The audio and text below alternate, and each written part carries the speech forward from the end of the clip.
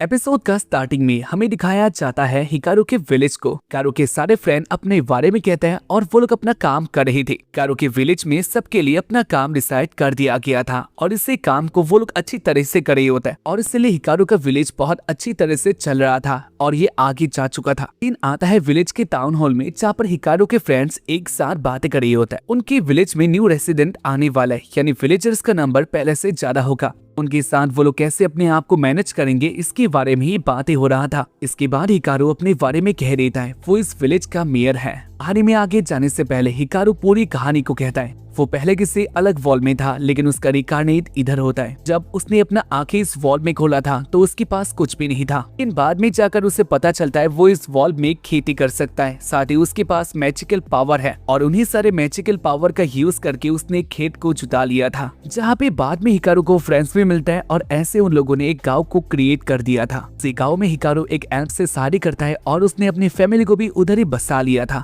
लेकिन एक गाँव को इतना जल्दी अच्छी तरह से ग्रो कर पाना इतना आसान काम नहीं था और इसलिए हिकारू को चारों तरफ देखना पड़ता है। खैर सीन आता है मीटिंग में। उनको पता चलता है बहुत जल्द उनके गांव में 100 से ज्यादा लोग आने वाले हैं। ये लोग उनके साथ ही रहने वाले थे, यानी घरों का नंबर कम था। वो लोग सोच रहे होते हैं आगे वो लोग क्या कर सकते हैं, जहाँ पर उनको एक प्लान मिलता है वो लोग अपने जैसे एक और गांव को क्रिएट कर सकते हैं, लेकिन इसके लिए उनको एक न्यू लोकेशन को फाइंड करना था। टिया कह रही है ये काम मैं कर सकती हूँ, मैं एक न्यू लोकेशन को स्काउट करती हूँ, तब तक आप पेपर वर्क को देखिए। खैर इसके बाद वो लोग लंच को लेके आ जाते हैं उनके ऑफिस में जहाँ पर सारे पेपर वर्क्स हो रहे थे। लड़कियां इधर काम करके बहुत ज्यादा थक गई थी, जहाँ पर उनके पास अभी बहुत सारे काम होता है। हिकारू उनके गाँव का मेयर था तो इसलिए उसको देख के वो लोग और भी ज्यादा डर जाते हैं। उनके काम का स्पीड बहुत ज्यादा हो चुका था लेकिन फिर भी उनसे गलतियां होता है। हिकारू कहता है तुम लोग अपना काम आराम से कर सकते हो, इतना डरने की कोई बात नहीं।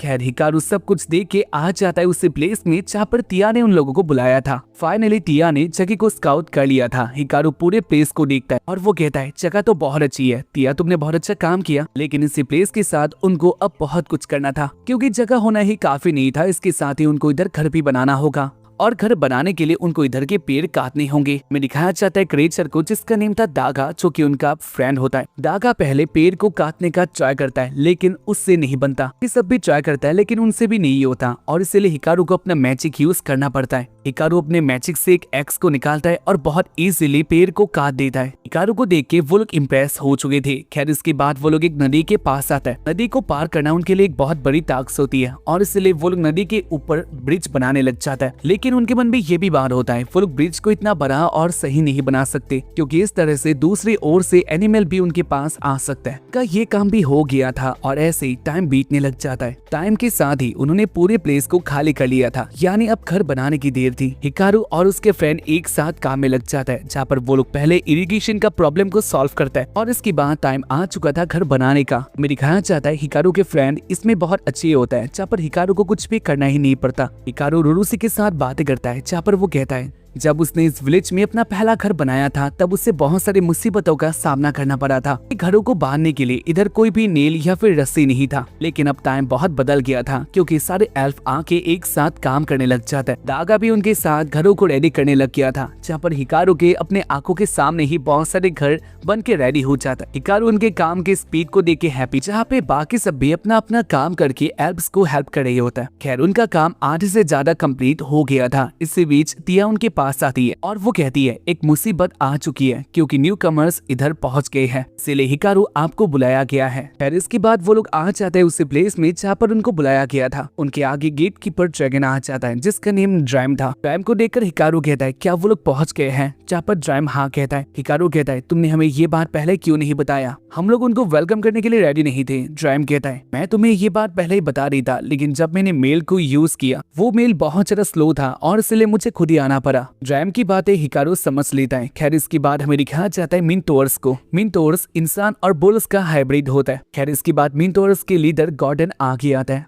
और इसके बाद वो हिकारू के साथ बात करता है जहाँ पर वो कहता है हमें अपने गांव से निकाल दिया गया है, हमें माफ कर देना, लेकिन आपको हमें सहारा देना होगा। हिकारू सहारा देने वाली बात को बहुत इजीली मान लेता है। इनफैक्ट न्यू लोगों के लिए उसका विलेज हमेशा खुला रहेगा। खैर हिकारू देख पाता है मिनटोवर्स हाइट में और बॉडी साइज में बहुत बड़ी थी। हिकारू उनके आगे बच्चा लग रहा होता है। खैर जो भी हो, उनके बीच में बातें होता है और वो लोग रेडी हो चुके थे, यानी हिकारू और बाकी सब लोग रेडी हो चुके थे मिनटोवर्स को घर देने के लिए। वो लोग उनको लेके आ जाते हैं उनके न्यू विलेज में, लेकिन इधर आके उनके सामने एक बहुत बड़ा प्रॉब्लम मिल चुका था। उन्होंने घरों को नॉर्मल इंसानों के साइज में क्रिएट किया था, लेकिन जैसा कि मिनटोवर्स अपने बॉडी साइज में बहुत ज्यादा बड़े थे तो इसलिए वो लोग इस घर पे कभी भी फिट नहीं आ सकते और इसलिए सारे मिनटोवर्स को गेस्ट हॉल पे लाया जाता है। हिकारू देख पाता है पूरा गेस्ट हॉल फिल हो चुका था। मिनटोवर्स का नंबर 72 होता है, यानी वो लोग भी बहुत सारी थी। हिकारू सोच रहा होता है और भी न्यू रेसिडेंट आने वाले हैं, उनको वो कहाँ जगह देगा। इसी बीच क्रोम हिकारू के पास दौड़ के आ जाती है और कहती है न्यू रेसिडेंट आ गए हैं, मेरे फादर का हालात बुरा हो चुका है, आपको उनसे बातें करनी होगी। जहाँ पर इसके बाद हिकारू आ जाता है बाहर। क्रोम की फादर का हालात बुरा हो चुका था, जहाँ पर वो कहता है इनके साथ में ज्यादा बातें नहीं कर सकता, ये सब बहुत अलग टाइप के लोग हैं, इन सब के साथ तुम ही बातें करो। हिकारू न्यू रेसिडेंट को देख पाता है जो कि आधा ह्यूमन और आधा हॉर्स थे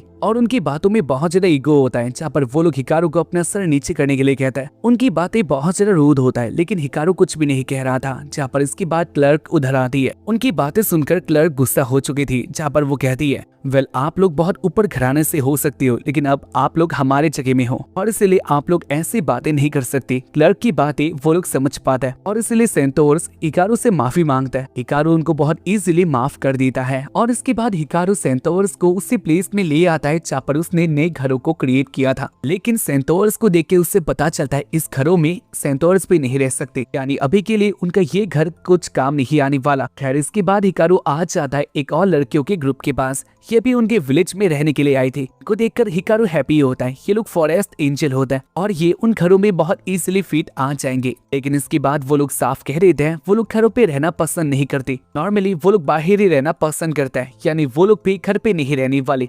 उनके पास एक ट्री स्टंप होता है और इसके जरिए वो लोग हिकारू के साथ बातें करते हैं और अपनी पूरी बातें बता देता है। वो लोग घर के बाहर तो नहीं रहने वाले। इसी बात को सुनकर हिकारू थोड़ा दुखी होता है और उसके बाद वो कहता है तुम लोगों ने बहुत ट्रेवल किया होगा, तुम लोग खाना खा सकते। वो रिप्लाई करता है वो लोग नॉर्मल लोगों का खाना भी नहीं खाते, उनको रहने के लिए बस एक फर्टाइल जमीन चाहिए था जिससे वो लोग अपना खाना खुद ही क्रिएट कर लेंगे। वो लोग एक पेड़ की तरह जीते हैं। हिकारू कहता है अगर तुम लोगों को घर चाहिए तो हमारे पास घर रेडी है, तुम लोग उधर जाके आराम कर सकते हो। लेकिन वो लोग बाहर ही रहना पसंद करता है और इसलिए वो लोग उन घरों को यूज नहीं करने वाले। खैर इसके बाद रात को हिकारू गेस्ट हॉल पे आता है और देख पाता है लोग बहुत बढ़ चुके थे। सेंटोर्स और मिनटोर्स के लिए उनको कुछ करना होगा। इसी बात को फैसला करके वो लोग अपने आगे का प्लान बनाता है। वेल इसके बाद वाले दिन में पूरे तीनों ग्रुप्स के लीडर को एक साथ बुला के बातें करता है। सेंटोवर की बातें पहले बहुत ज्यादा रूड होता है, लेकिन इसके बाद हिकारू क्लर्क का हेल्प लेके अपनी बातें बताता है। अगर उनको इस प्लेस में रहना है तो उनको एक साथ काम करना होगा, यही इस प्लेस का पहला वाला नियम है। सेंटोवर एक साथ काम करने के लिए मान जाती है। हिकारू कहता है तुम लोगों को अपने कामों के साथ ही दूसरों के कामों में भी हेल्प करना होगा, ऐसे एक गांव आगे बढ़ सकता है। वो तीनों ही एक दूसरे को हेल्प करने के लिए रेडी हो जाता है और इसके बाद वो लोग आ जाते हैं उसी प्लेस में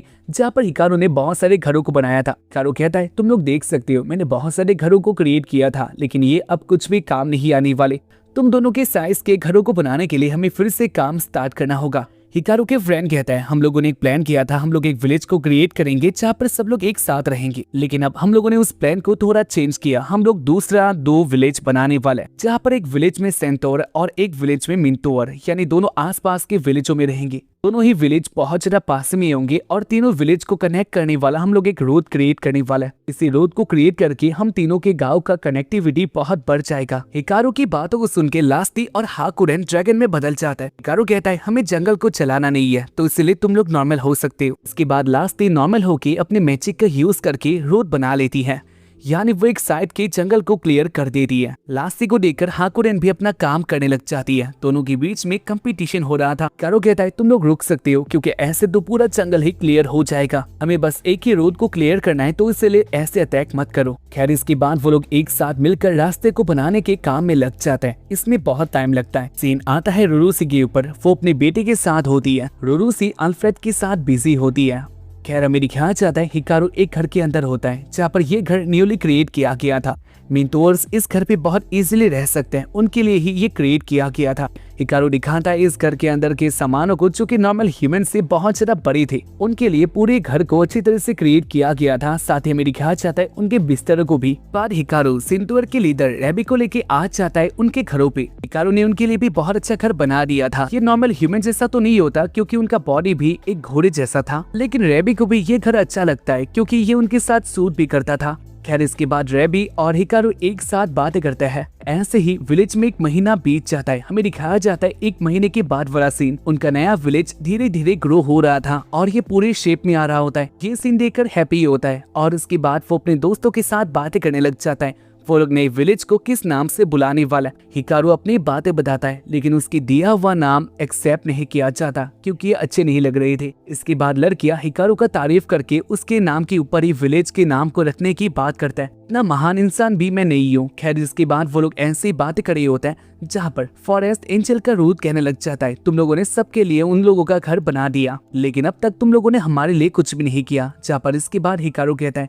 वेल हमें अब तक टाइम नहीं मिला था और हम लोगों के पास आप लोगों के लिए कोई भी आइडिया नहीं आ रहा था, हम लोग क्या कर सकते हैं। हिकारू की बातें सुन के रूट बहुत दुखी होता है। जहाँ पर इसके बाद हिकारू कहता है लेकिन दुखी होने की कोई बात नहीं है, हम लोगों ने आप लोगों के लिए जगह रेडी कर दिया है। हिकारू और उसके दोस्तों ने मिलकर एक जगह को रेडी कर दिया था जहाँ की जमीन बहुत उपजाऊ है। फॉरेस्ट एंजल को उधर रहकर बहुत अच्छा लगेगा।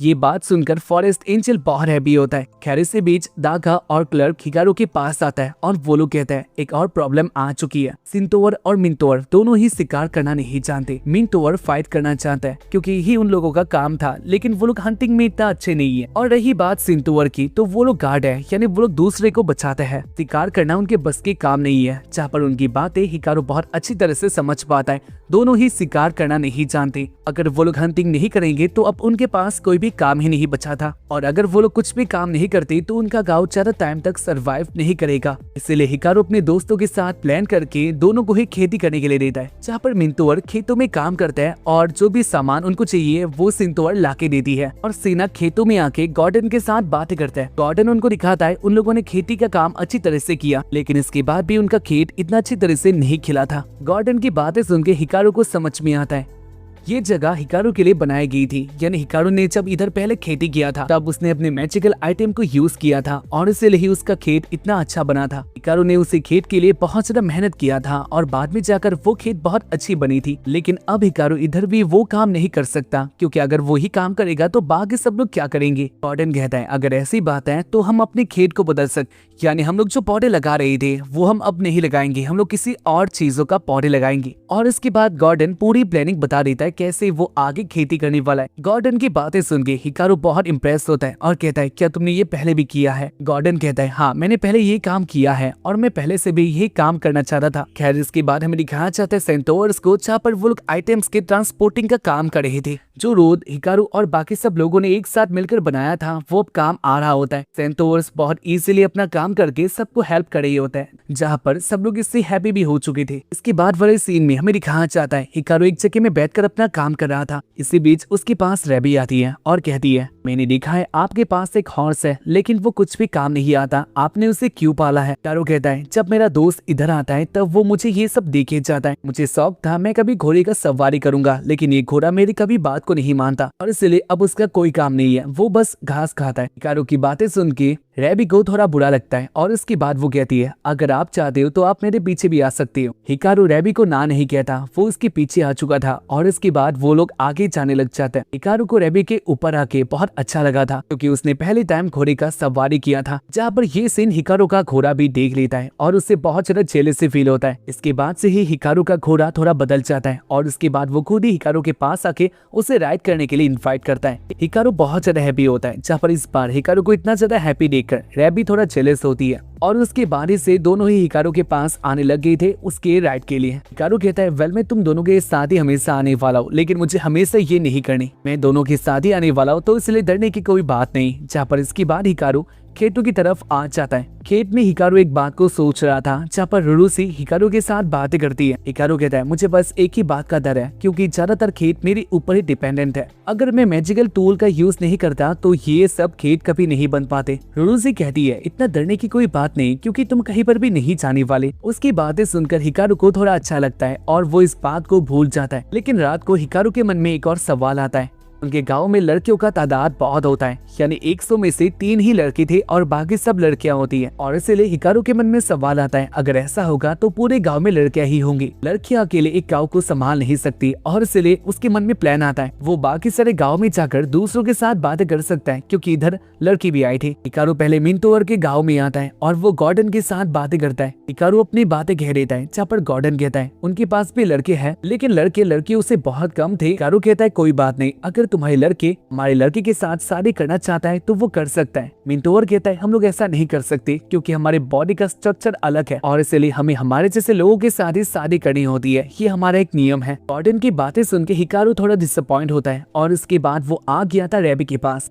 हिकारू रैबी को कहता है क्या तुम लोगों की टीम में कोई लड़का नहीं है? रैबी कहती है हमारे जैसे लड़के बहुत है, लेकिन वो लोग वॉर में जाते हैं और इसलिए वो लोग हमसे दूर रहते हैं और अब प्रेजेंट के टाइम में भी वो लोग हमारे पास नहीं है। जहाँ पर हिकारू इधर भी बहुत अपसेट हो चुका था। हिकारू ने जो प्लान किया था वो पूरी तरह से फेल हो जाता है, लेकिन हिकारू की बातें सुन के रैबी को कुछ और लगता है। जहाँ पर इसकी बात वो कहती है मैं इस काम के लिए रेडी हूँ। हिकारू कहता है ये काम तुम नहीं कर सकती। रैबी कहती है वेल मैं लड़की हो सकती हूँ, लेकिन ऐसे बहुत काम है जो मैं कर सकती हूँ। रैबी की बातें सुन के हिकारू डर गया था